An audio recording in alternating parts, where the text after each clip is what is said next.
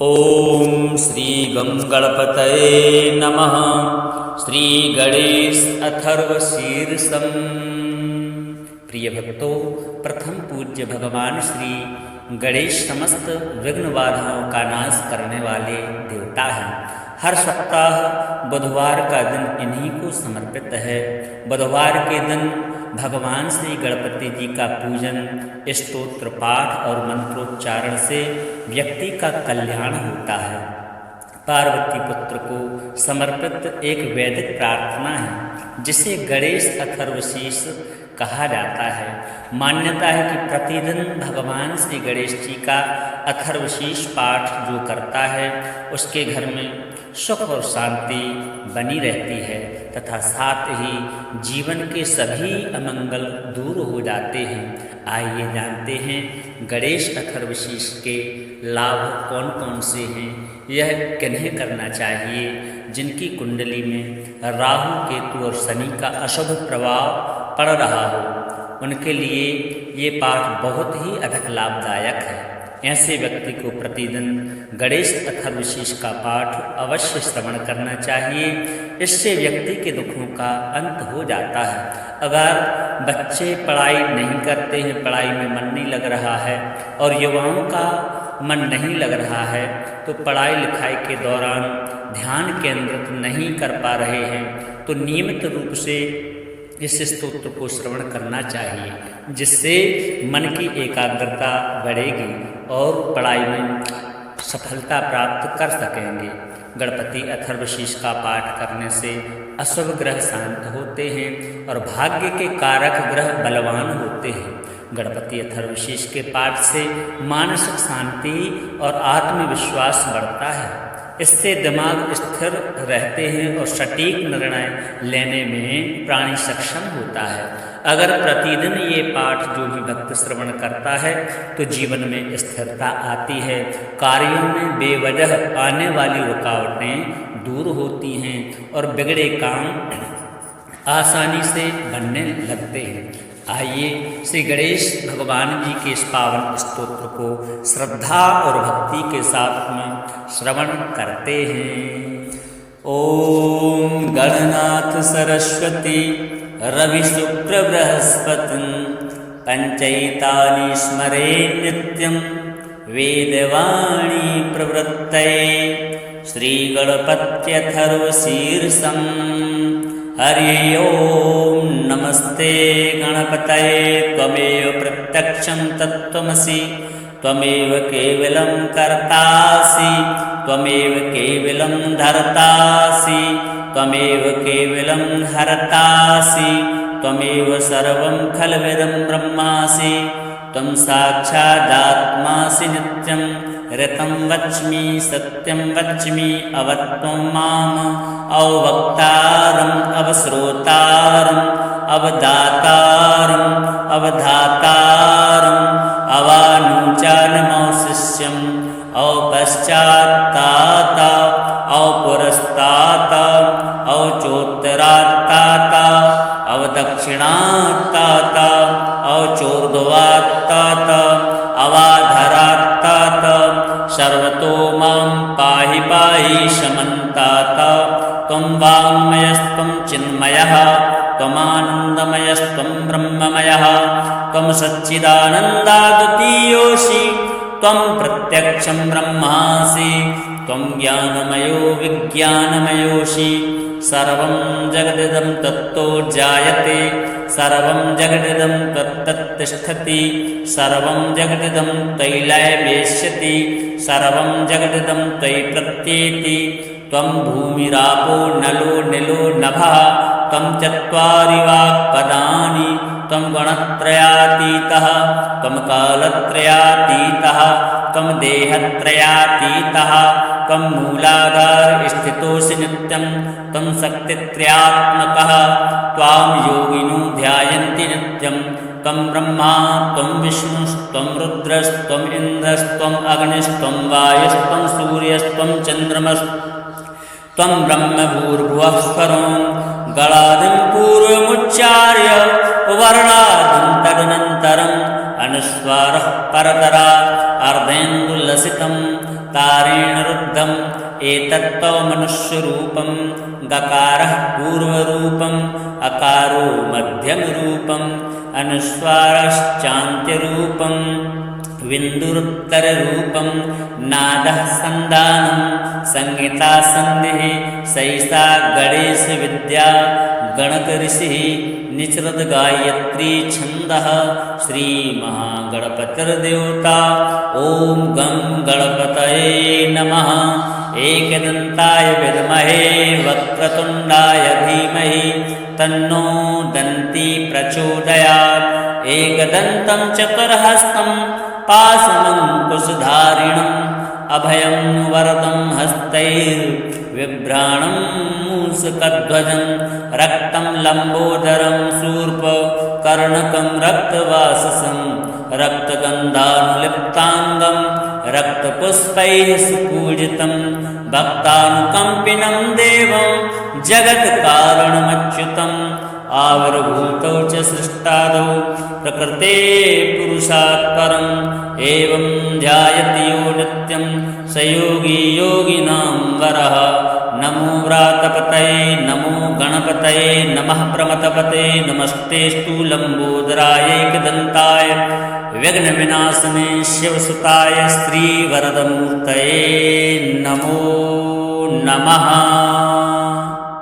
हरि ओं नमस्ते गणपतये त्वमेव प्रत्यक्षं तत्त्वमसि त्वमेव केवलं कर्तासि त्वमेव केवलं धर्तासि त्वमेव केवलं हरतासि त्वमेव सर्वं खल्विदं ब्रह्मासि त्वं साक्षादात्मासि नित्यं ऋतं वच्मि सत्यं वच्मि अवत्वं माम् अवक्तारम् अवश्रोतारम् अवदातारम् अवधातारम् अवानुचानमौशिष्यम् औपश्चात्तात औपुरस्तात औचोत्तरात्तात अवदक्षिणात्तात औचोर्ध्वात्तात अवाधरात्तात सर्वतो मां पाहि पाहि शमन्तात। त्वं वाङ्मयस्त्वं चिन्मयः त्वमानन्दमयस्त्वं ब्रह्ममयः त्वं सच्चिदानन्दाद्वितीयोऽसि त्वं प्रत्यक्षं ब्रह्मासि त्वं ज्ञानमयो विज्ञानमयोऽसि। सर्वं जगदिदं तत्तो जायते सर्वं जगदिदं तत्तत्तिष्ठति सर्वं जगदिदं तैलयमेष्यति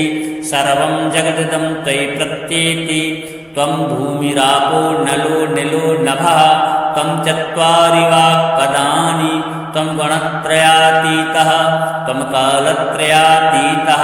त्वं देहत्रयातीतः त्वं मूलाधारस्थितोऽसि नित्यं त्वं शक्तित्रयात्मकः त्वां योगिनो ध्यायन्ति नित्यं त्वं ब्रह्मा त्वं विष्णुस्त्वं रुद्रस्त्वम् इन्द्रस्त्वम् अग्निस्त्वं वायुस्त्वं सूर्यस्त्वं चन्द्रमस्त्वं ब्रह्मभूर्भुवः स्वरं गणादिं पूर्वमुच्चार्य वर्णादिं तदनन्तरम् अनुस्वारः परतरात् अर्धेन्दुलसितं तारेण रुद्धम् एतत्तव मनुष्यरूपं गकारः पूर्वरूपम् अकारो मध्यमरूपम् अनुस्वारश्चान्त्यरूपम् विन्दुरुत्तररूपं नादः सन्धानं संहिता सन्धिः सैषा गणेशविद्या गणकऋषिः निचरद गायत्री छन्दः श्रीमहागणपतिर्देवता ॐ गं गणपतये नमः। एकदन्ताय विद्महे वक्रतुण्डाय धीमहि तन्नो दन्ती प्रचोदयात्। एकदन्तं चतुर्हस्तं पाशमङ्कुशधारिणम् अभयं वरदं हस्तैर्बिभ्राणं मूषकध्वजं रक्तं लम्बोदरं शूर्पकर्णकं रक्तवाससं रक्तगन्धानुलिप्ताङ्गं रक्तपुष्पैः सुपूजितं भक्तानुकम्पिनं देवं जगत्कारणमच्युतं आविर्भूतौ च सृष्टादौ प्रकृते पुरुषात् परम् एवं ध्यायति यो नित्यं स योगी योगिनां वरः। नमो व्रातपतये नमो गणपतये नमः प्रमथपते नमस्तेऽस्तु लम्बोदरायैकदन्ताय विघ्नविनाशने शिवसुताय श्रीवरदमूर्तये नमो नमः। हरि ओं नमस्ते गणपतये त्वमेव प्रत्यक्षं तत्त्वमसि त्वमेव केवलं कर्तासि त्वमेव केवलं धर्तासि त्वमेव केवलं हरतासि त्वमेव सर्वं खल्विदं ब्रह्मासि त्वं साक्षादात्मासि नित्यं ऋतं वच्मि सत्यं वच्मि अवत्वं माम् अवक्तारम् अवश्रोतारम्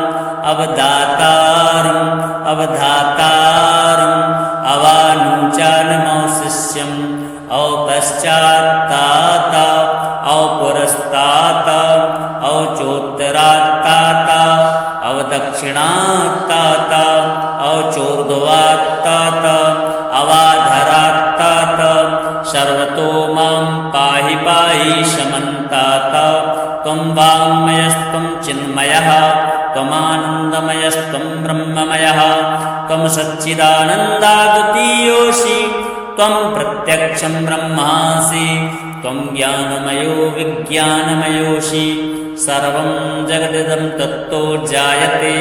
सर्वं जगदिदं तत्तत्तिष्ठति सर्वं जगदिदं तैलयमेष्यति सर्वं जगदिदं त्वयि प्रत्येति। त्वं भूमिरापो नलो निलो नभः त्वं चत्वारि वाक्पदानि त्वं गुणत्रयातीतः त्वं कालत्रयातीतः त्वं देहत्रयातीतः त्वं मूलाधार स्थितोऽसि नित्यं त्वं शक्तित्रयात्मकः त्वां योगिनो ध्यायन्ति नित्यं त्वं ब्रह्मा त्वं विष्णुस्त्वं रुद्रस्त्वम् इन्द्रस्त्वम् अग्निस्त्वं वायुस्त्वं सूर्यस्त्वं चन्द्रमस्त्वं ब्रह्मभूर्भुवः स्वरं गणादिं पूर्वमुच्चार्य वर्णादिं तदनन्तरम् अनुस्वारः परतरा अर्धेन्दुलसितं तारेण रुद्धम् एतत्त्वमनुष्यरूपं गकारः पूर्वरूपम् अकारो मध्यमरूपम् अनुस्वारश्चान्त्यरूपम् विन्दुरुत्तररूपं नादः सन्धानं संहिता सन्धिः सैषा गणेशविद्या गणकऋषिः निचरद गायत्री छन्दः श्रीमहागणपतिर्देवता। ॐ गं गणपतये नमः। एकदन्ताय विद्महे वक्रतुण्डाय धीमहि तन्नो दन्ती प्रचोदयात्। एकदन्तं चतुर्हस्तं पाशमङ्कुशधारिणम् अभयं वरदं हस्तैर्बिभ्राणं मूषकध्वजं रक्तं लम्बोदरं शूर्पकर्णकं रक्तवाससं रक्तगन्धानुलिप्ताङ्गं रक्तपुष्पैः सुपूजितं भक्तानुकम्पिनं देवं जगत्कारणमच्युतम् आविर्भूतौ च सृष्टादौ प्रकृते पुरुषात् परम् एवं ध्यायति यो नित्यं स योगी योगिनां वरः। नमो व्रातपतये नमो गणपतये नमः प्रमथपते नमस्तेऽस्तु लम्बोदरायैकदन्ताय विघ्नविनाशने शिवसुताय श्रीवरदमूर्तये नमो नमः। हरि ओं नमस्ते गणपतये त्वमेव प्रत्यक्षं तत्त्वमसि त्वमेव केवलं कर्तासि त्वमेव केवलं धर्तासि त्वमेव केवलं हरतासि त्वमेव सर्वं खल्विदं ब्रह्मासि त्वं साक्षादात्मासि नित्यं ऋतं वच्मि सत्यं वच्मि अवत्वं माम् अवक्तारम् अवश्रोतारम् अवदातारम् अवधातारम् अवानुचानमौशिष्यम् औपश्चात्तात औपुरस्तात औचोत्तरात्तात अवद अवदक्षिणात्तात अवचोर्ध्वात्तात अवाधरात्तात सर्वतो मां पाहि पाहि शमन्तात त्वं वाङ्मयस्त्वं चिन्मयः त्वमानन्दमयस्त्वं ब्रह्ममयः त्वं सच्चिदानन्दाद्वितीयोऽसि त्वं प्रत्यक्षं ब्रह्मासि त्वं ज्ञानमयो विज्ञानमयोऽसि सर्वं जगदिदं तत्तो जायते सर्वं जगदिदं तत्तत्तिष्ठति सर्वं जगदिदं तैलयमेष्यति सर्वं जगदिदं त्वयि प्रत्येति त्वं भूमिरापो नलो निलो नभः त्वं चत्वारि वाक्पदानि त्वं गणत्रयातीतः त्वं कालत्रयातीतः त्वं देहत्रयातीतः त्वं मूलाधारस्थितोऽसि नित्यं त्वं शक्तित्रयात्मकः त्वां योगिनो ध्यायन्ति नित्यं त्वं ब्रह्मा त्वं विष्णुस्त्वं रुद्रस्त्वम् इन्द्रस्त्वम् अग्निस्त्वं वायुस्त्वं सूर्यस्त्वं चन्द्रमस्त्वं ब्रह्मभूर्भुवः स्वरं गणादिं पूर्वमुच्चार्य वर्णादिं तदनन्तरम् अनुस्वारः परतरात् अर्धेन्दुलसितं तारेण रुद्धम् एतत्तव मनुष्यरूपं गकारः पूर्वरूपम् अकारो मध्यमरूपम् अनुस्वारश्चान्त्यरूपं विन्दुरुत्तररूपं नादः सन्धानं संहिता सन्धिः सैषा गणेशविद्या गणकऋषिः निचरद्गायत्री छन्दः श्रीमहागणपतिर्देवता ॐ गं गणपतये नमः एकदन्ताय विद्महे वक्रतुण्डाय धीमहि तन्नो दन्ती प्रचोदयात् एकदन्तं चतुर्हस्तं पाशमङ्कुशधारिणम् अभयं वरदं हस्तैर्बिभ्राणं मूषकध्वजं रक्तं लम्बोदरं शूर्पकर्णकं रक्तवाससं रक्तगन्धानुलिप्ताङ्गं रक्तपुष्पैः सुपूजितं भक्तानुकम्पिनं देवं जगत्कारणमच्युतम् आविर्भूतौ च सृष्टादौ प्रकृते पुरुषात् परम् एवं ध्यायति यो नित्यं स योगी योगिनां वरः नमो व्रातपतये नमो गणपतये नमः प्रमथपते नमस्तेऽस्तु लम्बोदराय एकदन्ताय विघ्नविनाशने शिवसुताय श्रीवरदमूर्तये नमो नमः। हरि ओं नमस्ते गणपतये त्वमेव प्रत्यक्षं तत्त्वमसि त्वमेव केवलं कर्तासि त्वमेव केवलं धर्तासि त्वमेव केवलं हर्तासि त्वमेव सर्वं खल्विदं ब्रह्मासि त्वं साक्षादात्मासि नित्यं ऋतं वच्मि सत्यं वच्मि अवत्वं माम् अवक्तारम् अवश्रोतारम् अवदातारम् अवधातारम् अवानुचानमौशिष्यम् औपश्चात्तात औपुरस्तात औचोत्तरात्तात अवदक्षिणात्तात औचोर्ध्वात्तात अवाधरात्तात सर्वतो मां पाहि पाहि शमन्तात त्वं वाङ्मयस्त्वं चिन्मयः त्वमानन्दमयस्त्वं ब्रह्ममयः त्वं सच्चिदानन्दाद्वितीयोऽसि त्वं प्रत्यक्षं ब्रह्मासि त्वं ज्ञानमयो विज्ञानमयोऽसि सर्वं जगदिदं तत्तो जायते सर्वं जगदिदं तत्तत्तिष्ठति सर्वं जगदिदं तैलयमेष्यति सर्वं जगदिदं त्वयि प्रत्येति त्वं भूमिरापो नलो निलो नभः त्वं चत्वारि वाक्पदानि त्वं गणत्रयातीतः त्वं कालत्रयातीतः त्वं देहत्रयातीतः त्वं मूलाधारस्थितोऽसि नित्यं त्वं शक्तित्रयात्मकः त्वां योगिनो ध्यायन्ति नित्यं त्वं ब्रह्मा त्वं विष्णुस्त्वं रुद्रस्त्वम् इन्द्रस्त्वम् अग्निस्त्वं वायुस्त्वं सूर्यस्त्वं चन्द्रमस्त्वं ब्रह्मभूर्भुवः स्वरं गणादिं पूर्वमुच्चार्य अनुस्वारः परतरात् अर्धेन्दुलसितं तारेण रुद्धम् एतत्तव मनुष्यरूपं गकारः पूर्वरूपम् अकारो मध्यमरूपम् अनुस्वारश्चान्त्यरूपम् विन्दुरुत्तररूपं नादः सन्धानं संहिता सन्धिः सैषा गणेशविद्या गणकऋषिः निचरद गायत्री छन्दः श्रीमहागणपतिर्देवता ॐ गं गणपतये नमः। एकदन्ताय विद्महे वक्रतुण्डाय धीमहि तन्नो दन्ती प्रचोदयात्। एकदन्तं चतुर्हस्तं पाशमङ्कुशधारिणम् अभयं वरदं हस्तैर्बिभ्राणं मूषकध्वजं रक्तं लम्बोदरं शूर्पकर्णकं रक्तवाससं रक्तगन्धानुलिप्ताङ्गं रक्तपुष्पैः सुपूजितं भक्तानुकम्पिनं देवं जगत्कारणमच्युतम् आविर्भूतौ च सृष्टादौ प्रकृते पुरुषात् परम् एवं ध्यायति यो नित्यं स योगी योगिनां वरः। नमो व्रातपतये नमो गणपतये नमः प्रमथपते नमस्तेऽस्तु लम्बोदराय एकदन्ताय विघ्नविनाशने शिवसुताय श्रीवरदमूर्तये नमो नमः।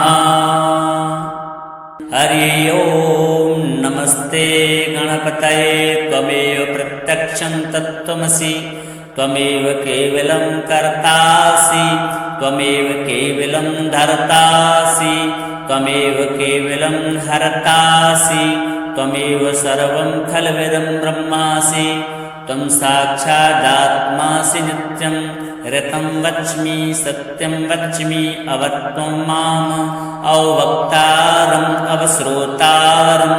अवदातारम् अवधातारम् अवानुचानमौशिष्यम् औपश्चात्तात औपुरस्तात औचोत्तरात्तात अवदक्षिणात्तात औचोर्ध्वात्तात अवाधरात्तात सर्वतो मां पाहि पाहि शमन्तात। त्वं वाङ्मयस्त्वं चिन्मयः त्वमानन्दमयस्त्वं ब्रह्ममयः त्वं सच्चिदानन्दाद्वितीयोऽसि त्वं प्रत्यक्षं ब्रह्मासि त्वं ज्ञानमयो विज्ञानमयोऽसि। सर्वं जगदिदं तत्तो जायते सर्वं जगदिदं तत्तत्तिष्ठति सर्वं जगदिदं तैलयमेष्यति सर्वं जगदिदं तयि प्रत्येति। त्वं भूमिरापो नलो निलो नभः त्वं चत्वारि वाक्पदानि त्वं गुणत्रयातीतः त्वं कालत्रयातीतः त्वं देहत्रयातीतः त्वं मूलाधारस्थितोऽसि नित्यं त्वं शक्तित्रयात्मकः त्वां योगिनो ध्यायन्ति नित्यं त्वं ब्रह्मा त्वं विष्णुस्त्वं रुद्रस्त्वम् इन्द्रस्त्वम् अग्निस्त्वं वायुस्त्वं सूर्यस्त्वं चन्द्रमस्त्वं ब्रह्मभूर्भुवः स्वरं गणादिं पूर्वमुच्चार्य वर्णादिं तदनन्तरम् अनुस्वारः परतरात् अर्धेन्दुलसितं तारेण रुद्धम् एतत्तव मनुष्यरूपं गकारः पूर्वरूपम् अकारो मध्यमरूपम् अनुस्वारश्चान्त्यरूपम् विन्दुरुत्तररूपं नादः सन्धानं संहिता सन्धिः सैषा गणेशविद्या गणकऋषिः निचरद गायत्री छन्दः श्रीमहागणपतिर्देवता ॐ गं गणपतये नमः। एकदन्ताय विद्महे वक्रतुण्डाय धीमहि तन्नो दन्ती प्रचोदयात्। एकदन्तं चतुर्हस्तं पाशमङ्कुशधारिणम् अभयं वरदं हस्तैर्बिभ्राणं मूषकध्वजं रक्तं लम्बोदरं शूर्पकर्णकं रक्तवाससं रक्तगन्धानुलिप्ताङ्गं रक्तपुष्पैः सुपूजितं भक्तानुकम्पिनं देवं जगत्कारणमच्युतम् आविर्भूतौ च सृष्टादौ प्रकृते पुरुषात् परम् एवं ध्यायति यो नित्यं स योगी योगिनां वरः। नमो व्रातपतये नमो गणपतये नमः प्रमथपते नमस्तेऽस्तु लम्बोदरायैकदन्ताय विघ्नविनाशने शिवसुताय श्रीवरदमूर्तये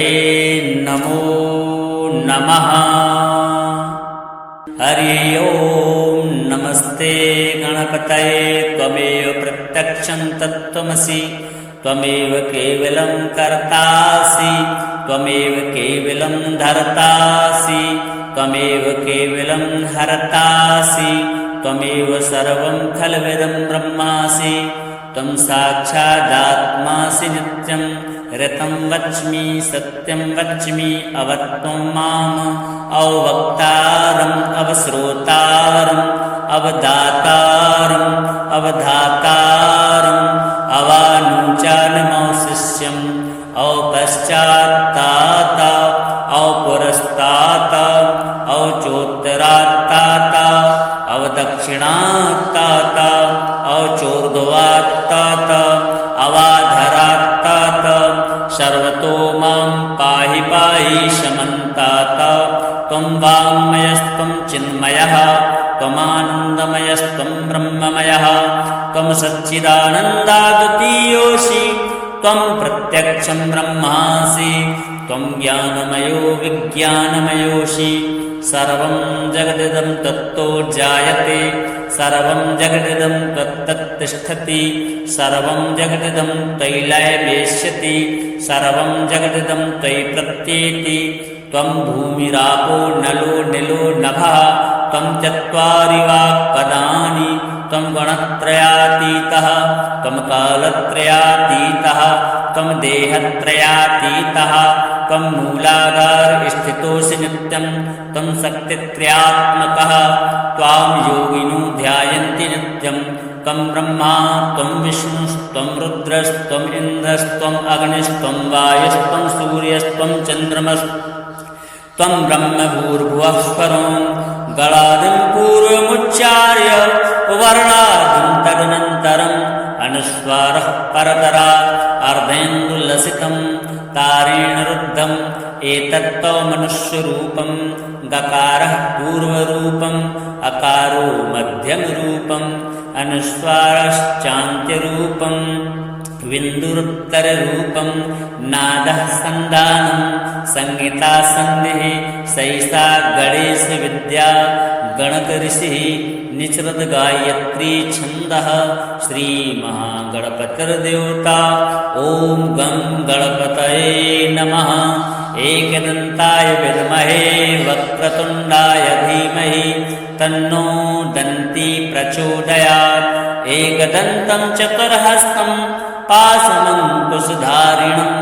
अभयं वरदं हस्तैर्बिभ्राणं मूषकध्वजं रक्तं लम्बोदरं शूर्पकर्णकं रक्तवाससं रक्तगन्धानुलिप्ताङ्गं रक्तपुष्पैः सुपूजितं भक्तानुकम्पिनं देवं जगत्कारणमच्युतम् आविर्भूतौ च सृष्टादौ प्रकृते पुरुषात् परम् एवं ध्यायति यो नित्यं स योगी योगिनां वरः। नमो व्रातपतये नमो गणपतये नमः प्रमथपते नमस्तेऽस्तु लम्बोदरायैकदन्ताय विघ्नविनाशने शिवसुताय श्रीवरदमूर्तये नमो नमः। हरि ओं नमस्ते गणपतये त्वमेव प्रत्यक्षं तत्त्वमसि त्वमेव केवलं कर्तासि त्वमेव केवलं धर्तासि त्वमेव केवलं हर्तासि त्वमेव सर्वं खल्विदं ब्रह्मासि त्वं साक्षादात्मासि नित्यं ऋतं वच्मि सत्यं वच्मि अवत्वं माम् अवक्तारम् अवश्रोतारम् अवदातारम् अवधातारम् अवानुचानमौशिष्यम् औपश्चात्तात औपुरस्तात औचोत्तरात्तात अवदक्ष अवदक्षिणात्तात अवचोर्ध्वात्तात अवाधरात्तात सर्वतो मां पाहि पाहि शमन्तात त्वं वाङ्मयस्त्वं चिन्मयः त्वमानन्दमयस्त्वं ब्रह्ममयः त्वं सच्चिदानन्दाद्वितीयोऽसि त्वं प्रत्यक्षं ब्रह्मासि त्वं ज्ञानमयो विज्ञानमयोऽसि सर्वं जगदिदं तत्तो जायते सर्वं जगदिदं तत्तत्तिष्ठति सर्वं जगदिदं तैलयमेष्यति सर्वं जगदिदं तै प्रत्येति त्वं भूमिरापो नलो निलो नभः त्वं चत्वारि वाक्पदानि त्वं गणत्रयातीतः त्वं कालत्रयातीतः त्वं देहत्रयातीतः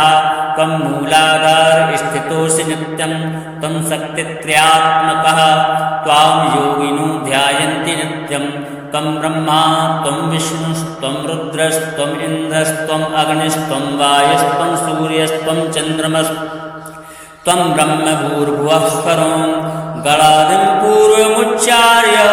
वर्णादिं तदनन्तरम् अनुस्वारः परतरात् अर्धेन्दुलसितं तारेण रुद्धम् एतत्त्वमनुष्यरूपं गकारः पूर्वरूपम् अकारो मध्यमरूपम् अनुस्वारश्चान्त्यरूपम् विन्दुरुत्तररूपं नादः सन्धानं संहिता सन्धिः सैषा गणेशविद्या गणकऋषिः निचरद गायत्री छन्दः श्रीमहागणपतिर्देवता ॐ गं गणपतये नमः एकदन्ताय विद्महे वक्रतुण्डाय धीमहि तन्नो दन्ती प्रचोदयात् एकदन्तं चतुर्हस्तं पाशमङ्कुशधारिणम् अभयं वरदं हस्तैर्बिभ्राणं मूषकध्वजं रक्तं लम्बोदरं शूर्पकर्णकं रक्तवाससं रक्तगन्धानुलिप्ताङ्गं रक्तपुष्पैः सुपूजितं भक्तानुकम्पिनं देवं जगत्कारणमच्युतम् आविर्भूतौ च सृष्टादौ प्रकृते पुरुषात् परम् एवं ध्यायति यो नित्यं स योगी योगिनां वरः नमो व्रातपतये नमो गणपतये नमः प्रमथपते नमस्तेऽस्तु लम्बोदराय एकदन्ताय विघ्नविनाशने शिवसुताय श्रीवरदमूर्तये नमो नमः। हरि ओं नमस्ते गणपतये त्वमेव प्रत्यक्षं तत्त्वमसि त्वमेव केवलं कर्तासि त्वमेव केवलं धर्तासि त्वमेव केवलं हर्तासि त्वमेव सर्वं खल्विदं ब्रह्मासि त्वं साक्षादात्मासि नित्यं ऋतं वच्मि सत्यं वच्मि अवत्वं माम् अवक्तारम् अवश्रोतारम् अवदातारम् अवधातारम् अवानुचानमौशिष्यम् औपश्चात्तात औपुरस्तात औचोत्तरात्तात अवदक्षिणात्तात औचोर्ध्वात्तात अवाधरात्तात सर्वतो मां पाहि पाहि शमन्तात त्वं वाङ्मयस्त्वं चिन्मयः त्वमानन्दमयस्त्वं ब्रह्ममयः त्वं सच्चिदानन्दाद्वितीयोऽसि त्वं प्रत्यक्षं ब्रह्मासि त्वं ज्ञानमयो विज्ञानमयोऽसि सर्वं जगदिदं तत्तो जायते सर्वं जगदिदं तत्तत्तिष्ठति सर्वं जगदिदं तैलयमेष्यति सर्वं जगदिदं तै प्रत्येति त्वं भूमिरापो नलो निलो नभः त्वं चत्वारि वाक्पदानि त्वं गणत्रयातीतः त्वं कालत्रयातीतः त्वं देहत्रयातीतः त्वं मूलाधार स्थितोऽसि नित्यं त्वं शक्तित्रयात्मकः त्वां योगिनो ध्यायन्ति नित्यं त्वं ब्रह्मा त्वं विष्णुस्त्वं रुद्रस्त्वम् इन्द्रस्त्वम् अग्निस्त्वं वायुस्त्वं सूर्यस्त्वं चन्द्रमस्त्वं ब्रह्मभूर्भुवः स्वरं गणादिं पूर्वमुच्चार्य वर्णादिं परतरा अर्धेन्दुलसितं तारेण रुद्धम् एतत्तव मनुष्यरूपं गकारः पूर्वरूपम् अकारो मध्यमरूपम् अनुस्वारश्चान्त्यरूपम् विन्दुरुत्तररूपं नादः सन्धानं संहिता सन्धिः सैषा गणेशविद्या गणकऋषिः निचरद गायत्री छन्दः श्रीमहागणपतिर्देवता ॐ गं गणपतये नमः। एकदन्ताय विद्महे वक्रतुण्डाय धीमहि तन्नो दन्ती प्रचोदयात्। एकदन्तं चतुर्हस्तं पाशमङ्कुशधारिणम् अभयं वरदं हस्तैर्बिभ्राणं मूषकध्वजं रक्तं लम्बोदरं शूर्पकर्णकं रक्तवाससं रक्तगन्धानुलिप्ताङ्गं रक्तपुष्पैः सुपूजितं भक्तानुकम्पिनं देवं जगत्कारणमच्युतम् आविर्भूतौ च सृष्टादौ प्रकृते पुरुषात् परम् एवं ध्यायति यो नित्यं स योगी योगिनां वरः। नमो व्रातपतये नमो गणपतये नमः प्रमथपते नमस्तेऽस्तु लम्बोदराय एकदन्ताय विघ्नविनाशने शिवसुताय श्रीवरदमूर्तये नमो नमः।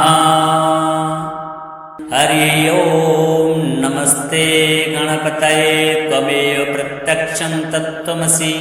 त्वमेव केवलं कर्तासि त्वमेव केवलं धर्तासि त्वमेव केवलं हर्तासि त्वमेव सर्वं खल्विदं ब्रह्मासि त्वं साक्षादात्मासि नित्यं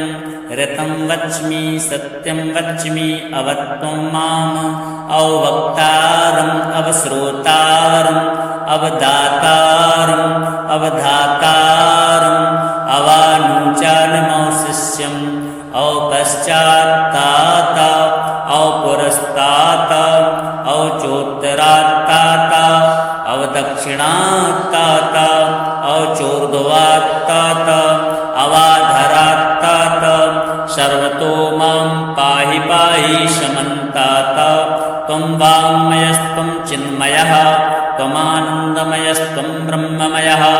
त्वं सच्चिदानन्दाद्वितीयोऽसि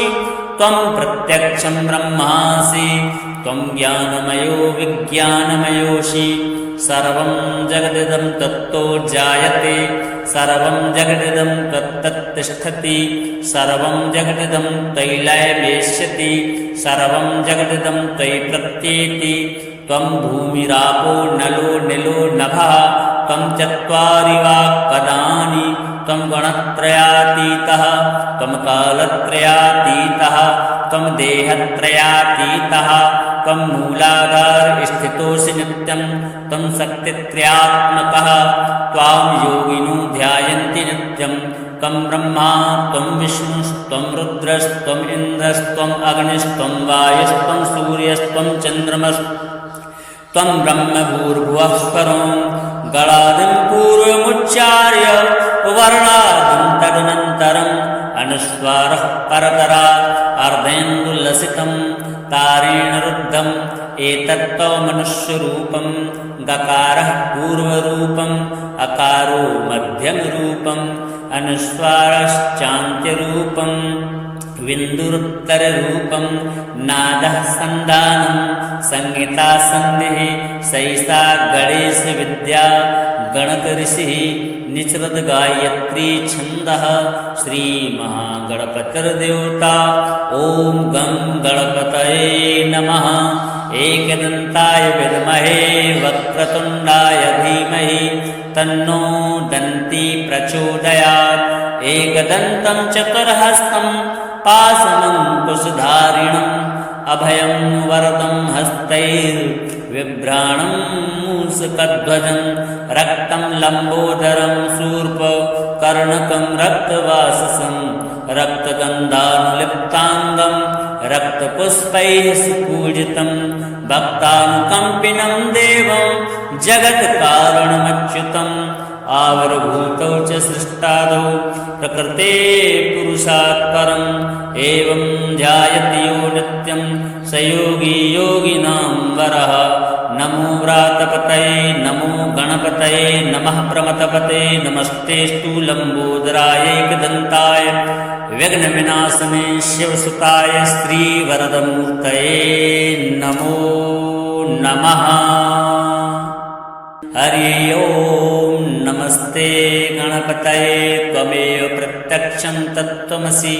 त्वमेव केवलं कर्तासि त्वमेव केवलं धर्तासि त्वमेव केवलं हर्तासि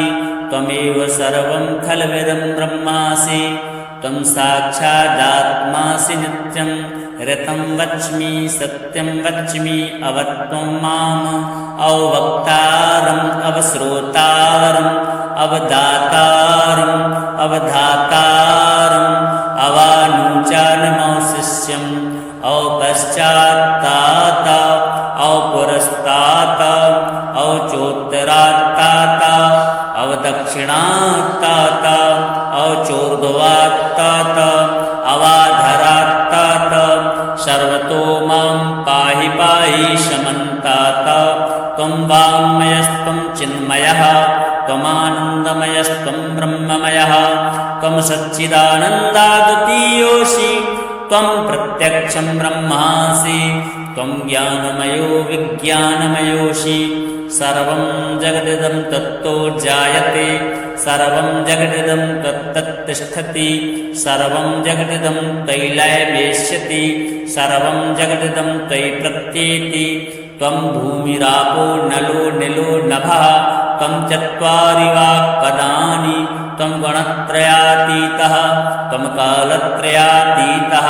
त्वं देहत्रयातीतः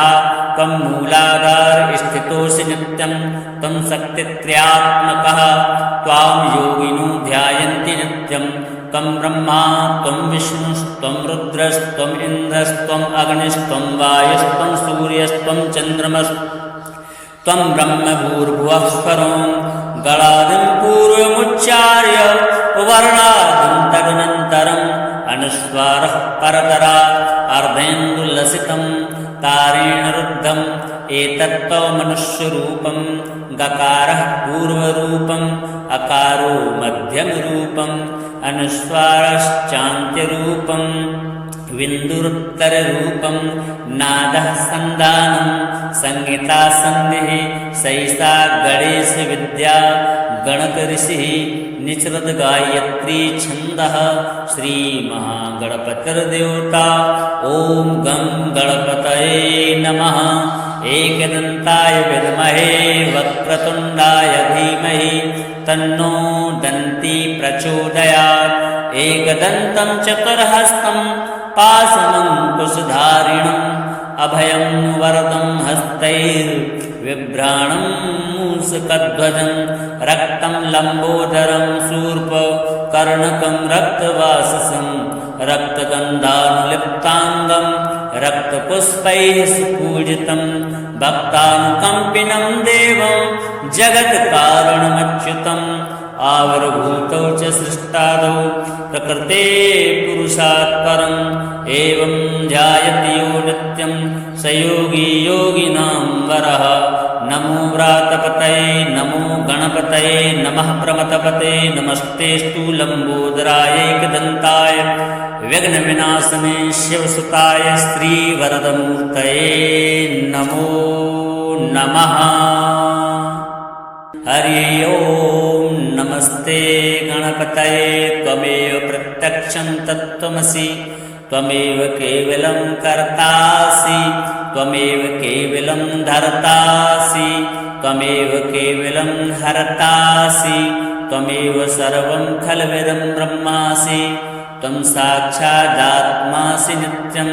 ऋतं वच्मि सत्यं वच्मि अवत्वं माम् अवक्तारम् अवश्रोतारम् अवदातारम् अवधातारम् अवानुचानमौशिष्यम् औपश्चात्तात औपुरस्तात औचोत्तरात्तात अवदक्षिणात्तात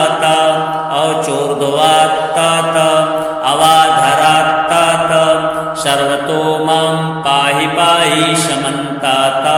त्वं वाङ्मयस्त्वं चिन्मयः त्वमानन्दमयस्त्वं ब्रह्ममयः त्वं सच्चिदानन्दाद्वितीयोऽसि त्वं प्रत्यक्षं ब्रह्मासि त्वं ज्ञानमयो विज्ञानमयोऽसि सर्वं जगदिदं तत्तो जायते सर्वं जगदिदं तत्तत्तिष्ठति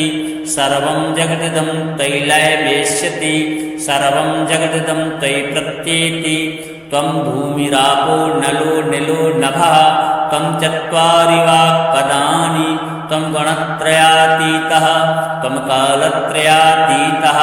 त्वं देहत्रयातीतः त्वं मूलाधारस्थितोऽसि नित्यं त्वं शक्तित्रयात्मकः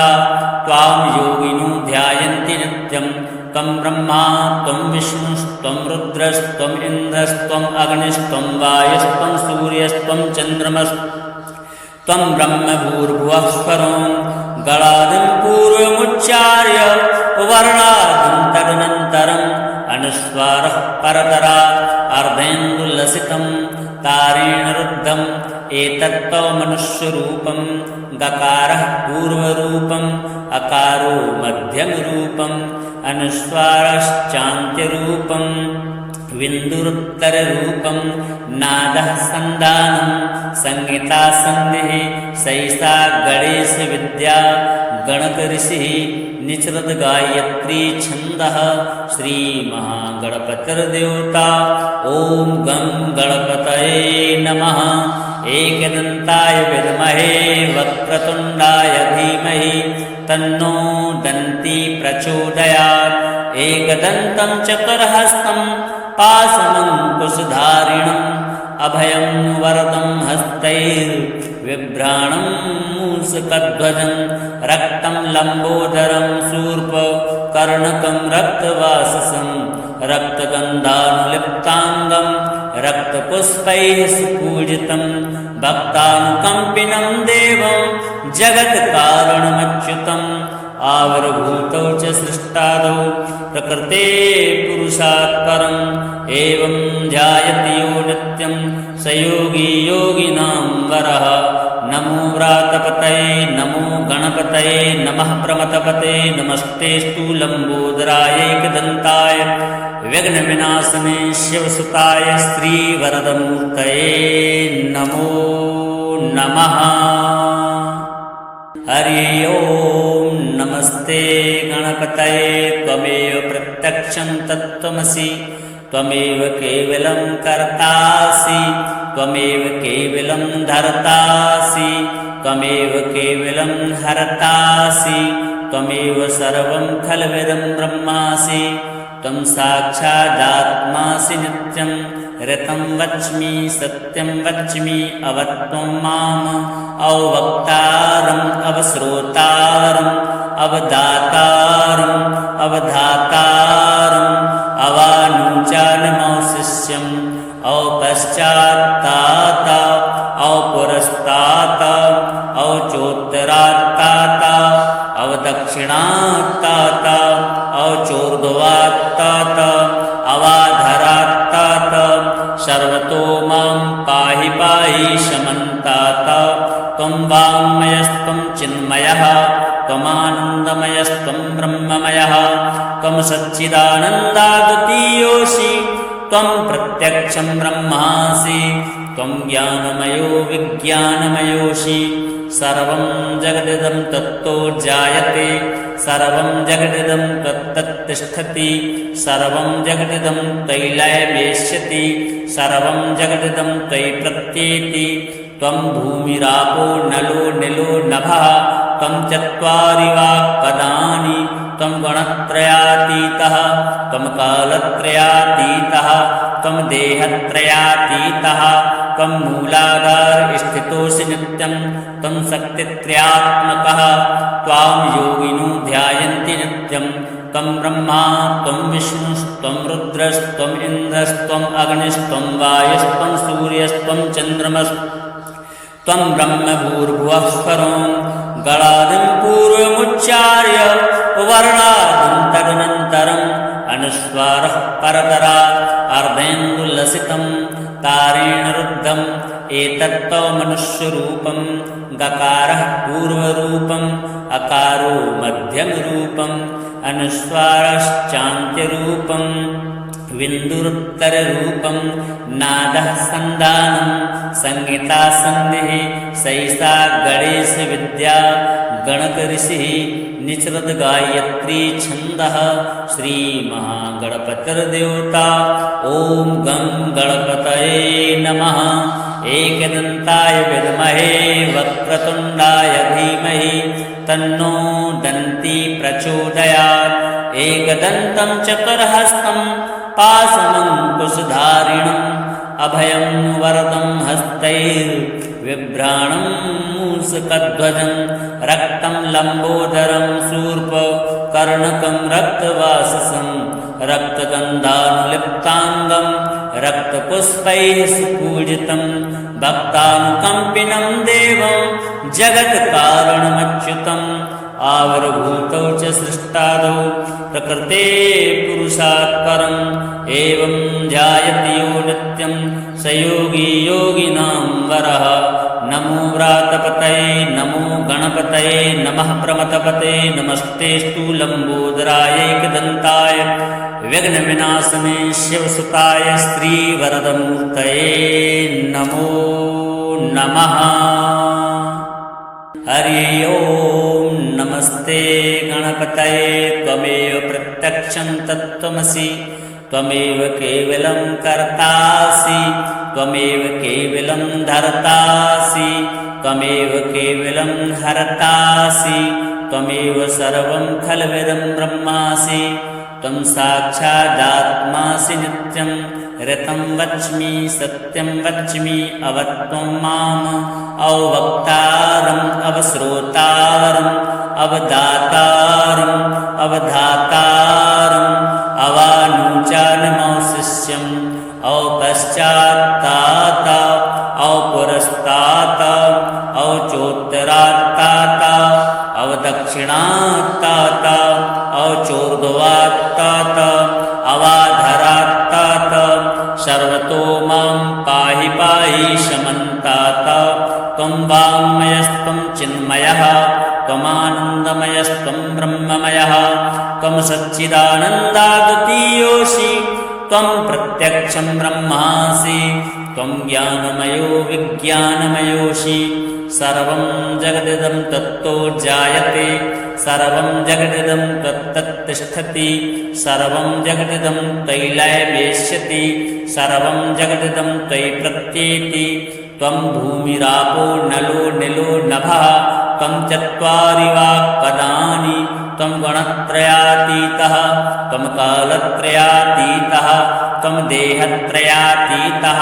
त्वं मूलाधार स्थितोऽसि नित्यं त्वं शक्तित्रयात्मकः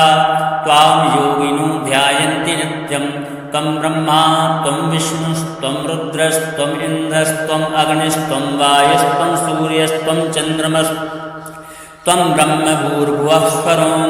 गणादिं पूर्वमुच्चार्य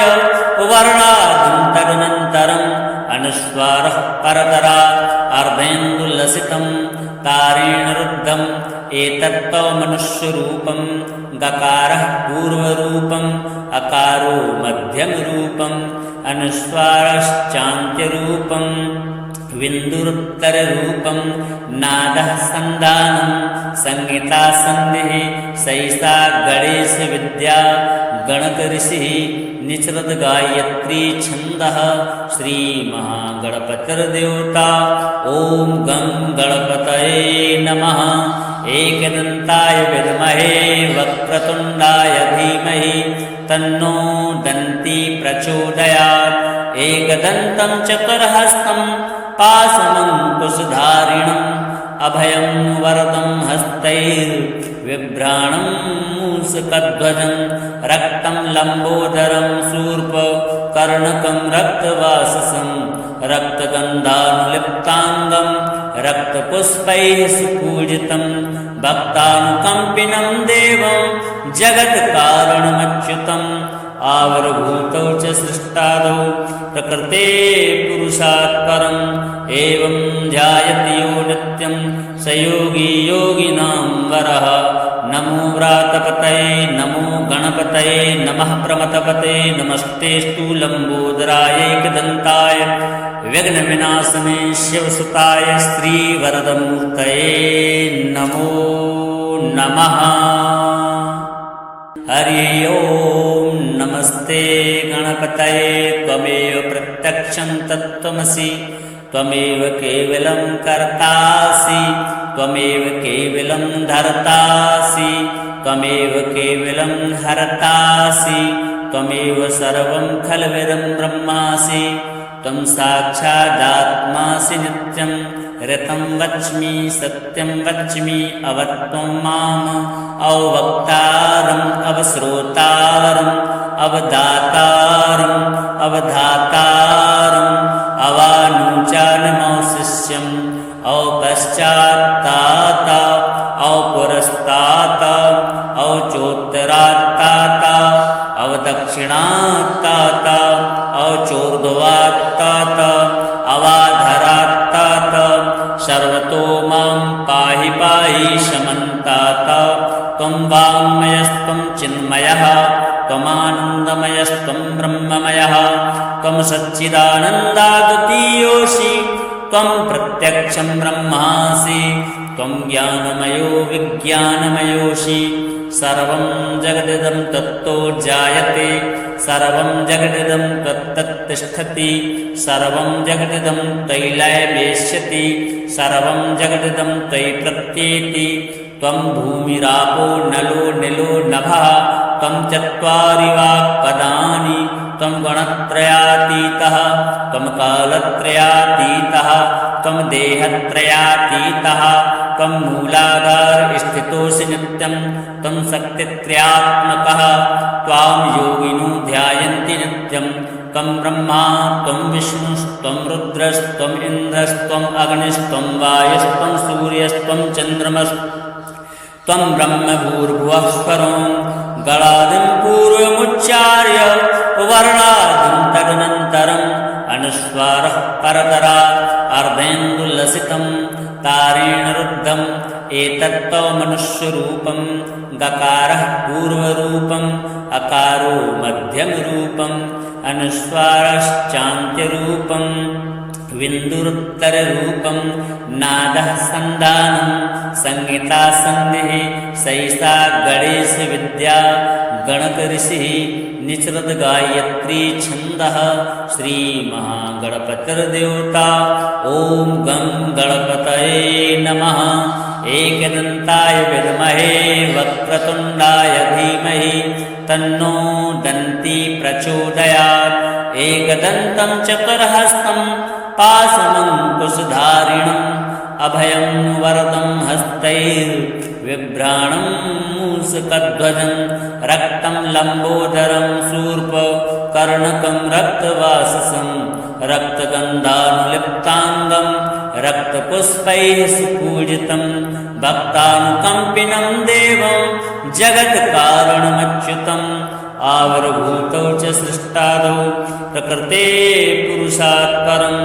एवं ध्यायति यो नित्यं स योगी योगिनां वरः। नमो व्रातपतये नमो गणपतये नमः प्रमथपते नमस्तेऽस्तु लम्बोदराय एकदन्ताय विघ्नविनाशने शिवसुताय श्रीवरदमूर्तये नमो नमः। हरि ओं नमस्ते गणपतये त्वमेव प्रत्यक्षं तत्त्वमसि त्वमेव केवलं कर्तासि त्वमेव केवलं धर्तासि त्वमेव केवलं हर्तासि त्वमेव सर्वं खल्विदं ब्रह्मासि त्वं साक्षादात्मासि नित्यं ऋतं वच्मि सत्यं वच्मि अवत्वं माम् अवक्तारम् अवश्रोतारम् अवदातारम् अवधातारम् अवानुचानमौशिष्यम् औपश्चात्तात औपुरस्तात औचोत्तरात्तात अवदक्षिणात्तात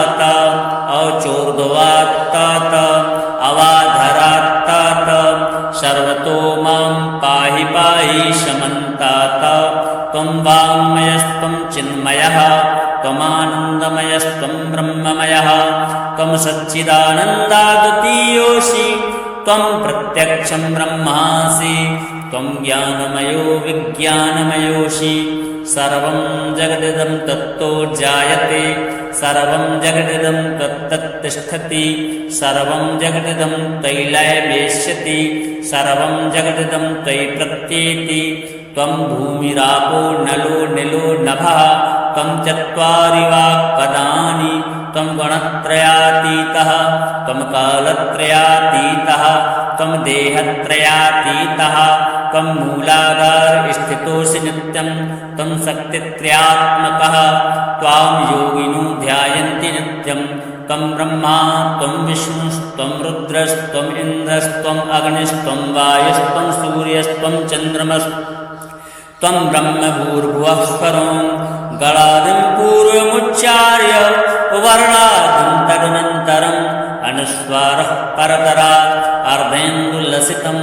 तारेण रुद्धम् एतत्तव मनुष्यरूपं गकारः पूर्वरूपम् अकारो मध्यमरूपम् अनुस्वारश्चान्त्यरूपम् विन्दुरुत्तररूपं नादः सन्धानं संहिता सन्धिः सैषा गणेशविद्या गणकऋषिः निचरद गायत्री छन्दः श्रीमहागणपतिर्देवता ॐ गं गणपतये नमः एकदन्ताय विद्महे वक्रतुण्डाय धीमहि तन्नो दन्ती प्रचोदयात् एकदन्तं चतुर्हस्तं पाशमङ्कुशधारिणम् अभयं वरदं हस्तैर्विभ्राणं मूषकध्वजं रक्तं लम्बोदरं शूर्पकर्णकं रक्तवाससं रक्तगन्धानुलिप्ताङ्गं रक्तपुष्पैः सुपूजितं भक्तानुकम्पिनं देवं जगत्कारणमच्युतम् आविर्भूतौ च सृष्टादौ प्रकृते पुरुषात् परम् एवं ध्यायति यो नित्यं स योगी योगिनां वरः नमो व्रातपतये नमो गणपतये नमः प्रमथपते नमस्तेऽस्तु लम्बोदराय एकदन्ताय विघ्नविनाशने शिवसुताय श्रीवरदमूर्तये नमो नमः। हरि ओं नमस्ते गणपतये त्वमेव प्रत्यक्षं तत्त्वमसि त्वमेव केवलं कर्तासि त्वमेव केवलं धर्तासि त्वमेव केवलं हर्तासि त्वमेव सर्वं खल्विदं ब्रह्मासि त्वं साक्षादात्मासि नित्यं ऋतं वच्मि सत्यं वच्मि अवत्वं माम् अवक्तारम् अवश्रोतारम् अवदातारम् अवधातारम् अवानुचानमौशिष्यम् औपश्चात्तात औपुरस्तात औचोत्तरात्तात अवदक्षिणात्तात औचोर्ध्वात्तात अवाधरात्तात सर्वतो मां पाहि पाहि शमन्तात त्वं वाङ्मयस्त्वं चिन्मयः त्वमानन्दमयस्त्वं ब्रह्ममयः त्वं सच्चिदानन्दाद्वितीयोऽसि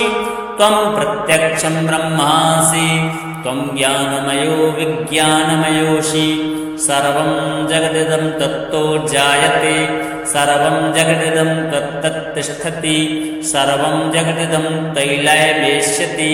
सर्वं जगदिदं त्वयि प्रत्येति त्वं भूमिरापो नलो निलो नभः त्वं चत्वारि वाक्पदानि त्वं गणत्रयातीतः त्वं कालत्रयातीतः त्वं देहत्रयातीतः त्वं मूलाधार स्थितोऽसि नित्यं त्वं शक्तित्रयात्मकः त्वां योगिनो ध्यायन्ति नित्यं त्वं ब्रह्मा त्वं विष्णुस्त्वं रुद्रस्त्वम् इन्द्रस्त्वम् अग्निस्त्वं वायुस्त्वं सूर्यस्त्वं चन्द्रमस्त्वं ब्रह्म भूर्भुवः स्वरं गणादिं पूर्वमुच्चार्य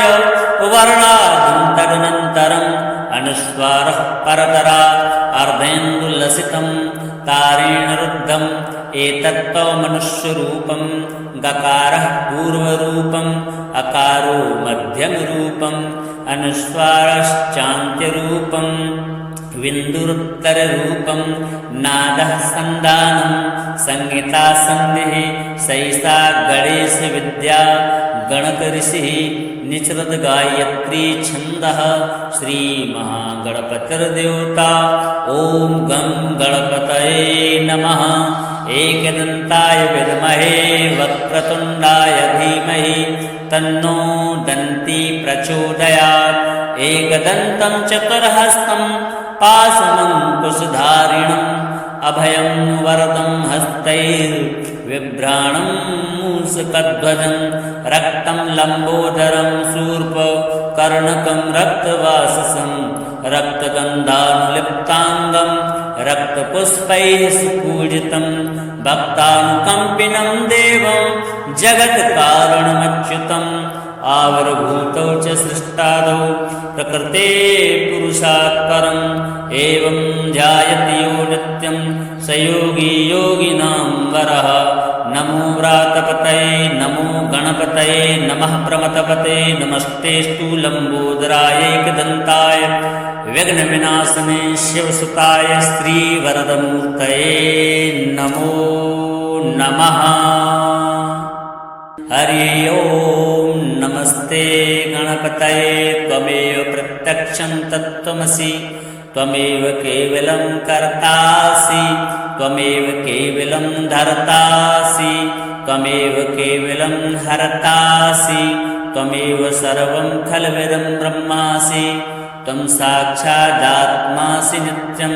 ऋतं वच्मि सत्यं वच्मि अवत्वं माम् अवक्तारम् अवश्रोतारम् अवदातारम् अवधातारम् अवानुचानमौशिष्यम्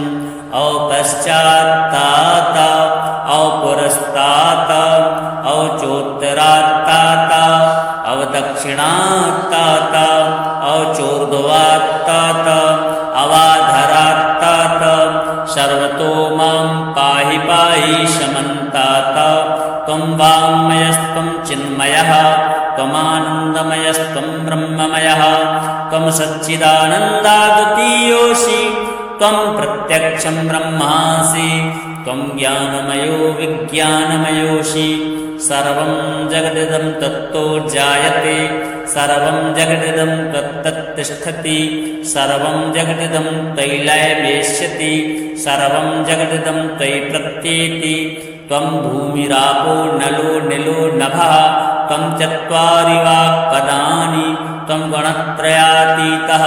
त्वं कालत्रयातीतः त्वं देहत्रयातीतः त्वं मूलाधारस्थितोऽसि नित्यं त्वं शक्तित्रयात्मकः त्वां योगिनो ध्यायन्ति नित्यं त्वं ब्रह्मा त्वं विष्णुस्त्वं रुद्रस्त्वम् इन्द्रस्त्वम् अग्निस्त्वं वायुस्त्वं सूर्यस्त्वं चन्द्रमस्त्वं ब्रह्मभूर्भुवः स्वरं गणादिं पूर्वमुच्चार्य वर्णादिं तदनन्तरम् अनुस्वारः परतरात् अर्धेन्दुलसितं तारेण रुद्धम् एतत्त्वमनुष्यरूपं गकारः पूर्वरूपम् अकारो मध्यमरूपम् अनुस्वारश्चान्त्यरूपम् विन्दुरुत्तररूपं नादः सन्दानं संहिता सन्धिः सैषा गणेशविद्या गणकऋषिः निचरद गायत्री छन्दः श्रीमहागणपतिर्देवता ॐ गं गणपतये नमः। एकदन्ताय विद्महे वक्रतुण्डाय धीमहि तन्नो दन्ती प्रचोदयात्।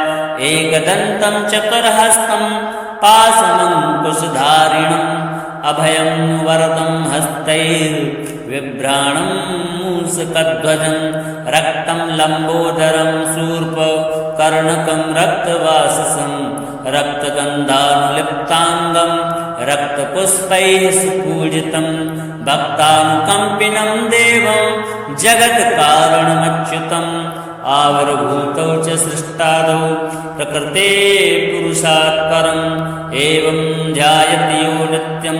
स सयोगी योगिनां वरः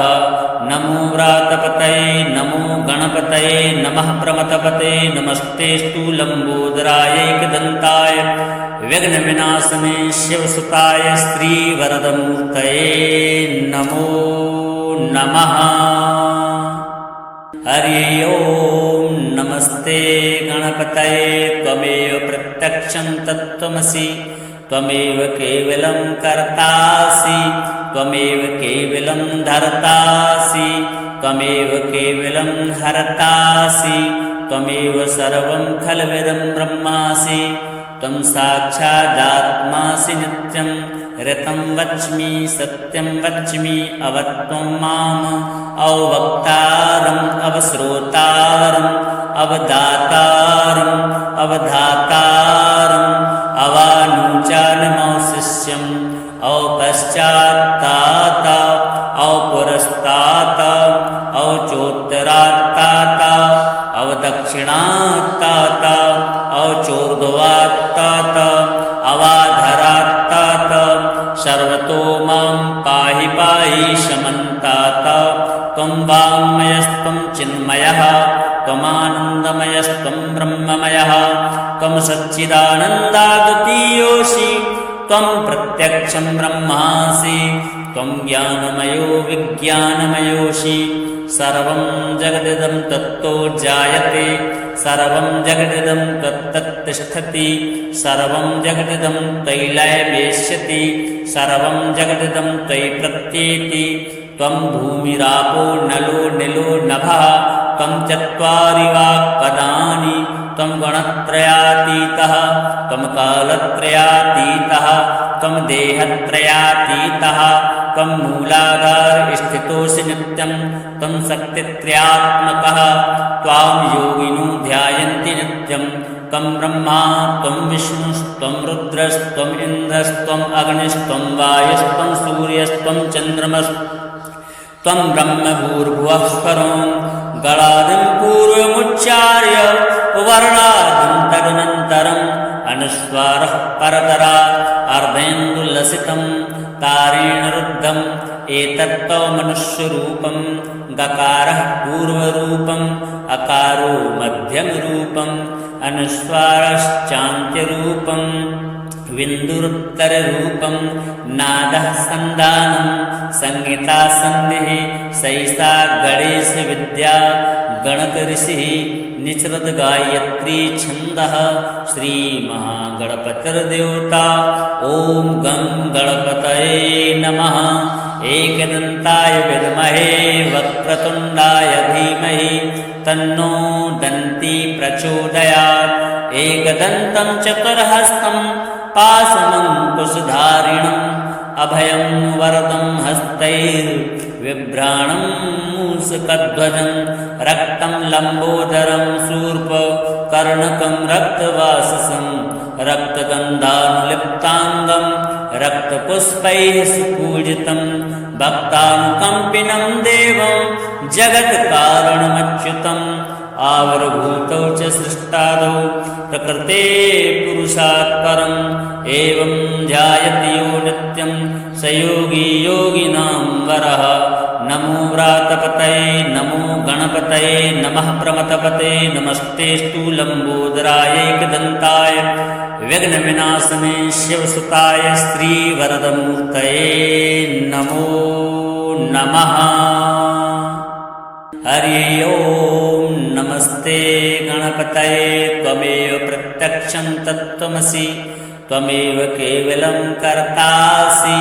त्वमेव केवलं धर्तासि त्वमेव केवलं हर्तासि त्वमेव सर्वं खल्विदं ब्रह्मासि त्वं साक्षादात्मासि नित्यं ऋतं वच्मि सत्यं वच्मि अवत्वं माम् अवक्तारम् अवश्रोतारम् अवदातारम् अवधातारम्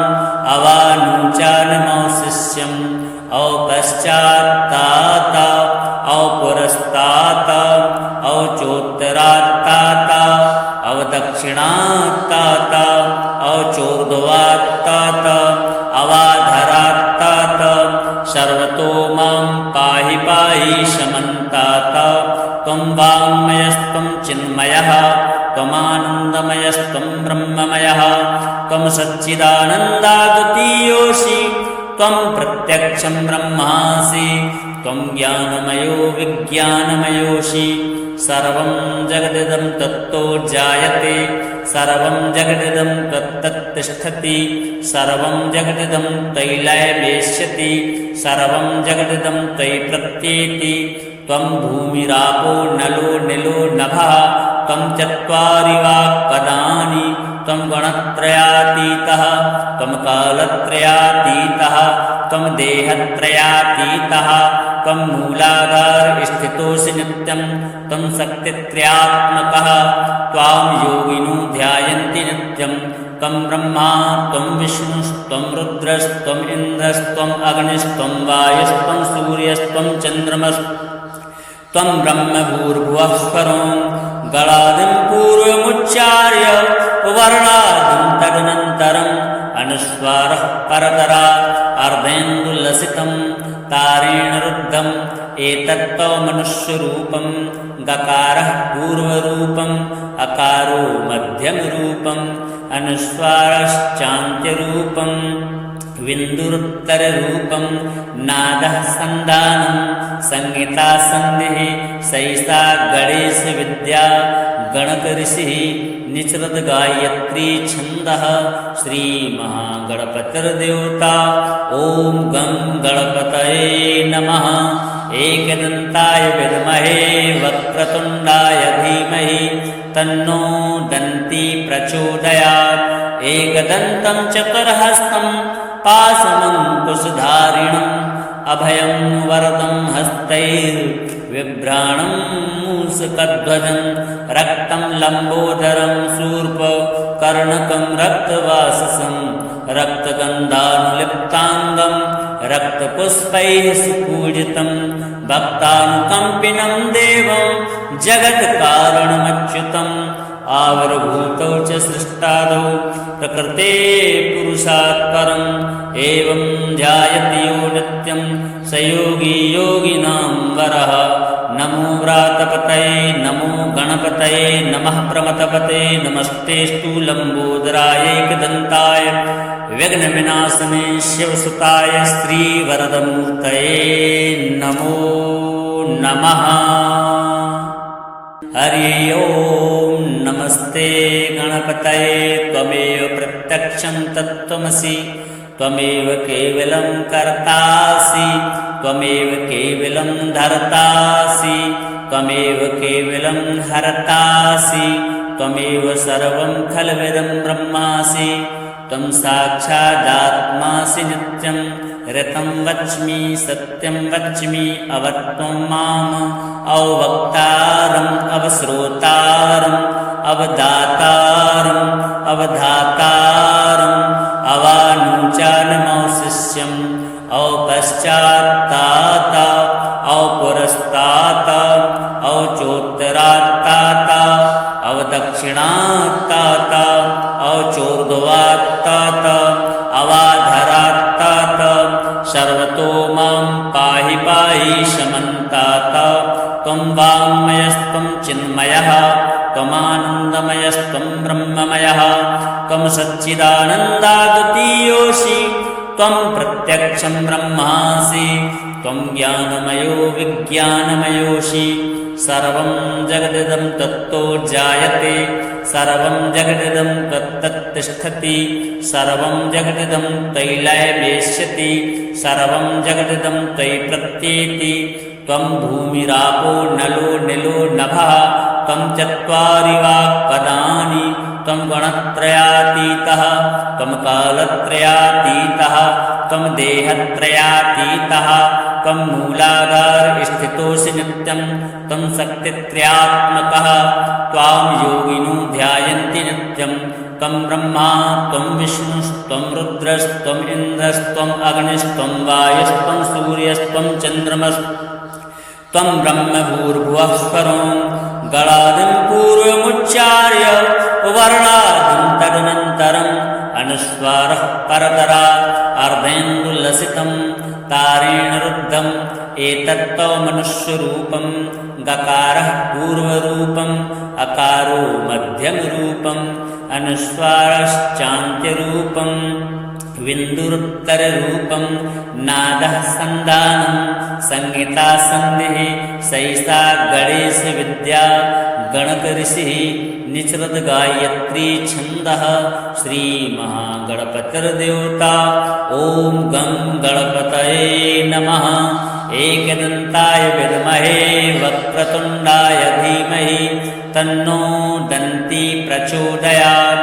एकदन्तं चतुर्हस्तं पाशमङ्कुशधारिणम्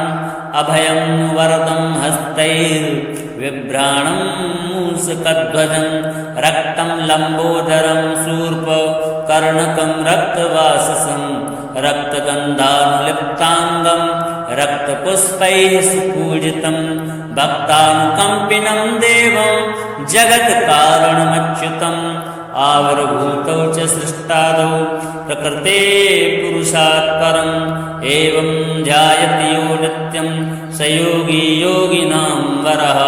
नमो व्रातपतये नमो गणपतये नमः प्रमथपते नमस्तेऽस्तु लम्बोदराय एकदन्ताय विघ्नविनाशने शिवसुताय श्रीवरदमूर्तये नमो नमः।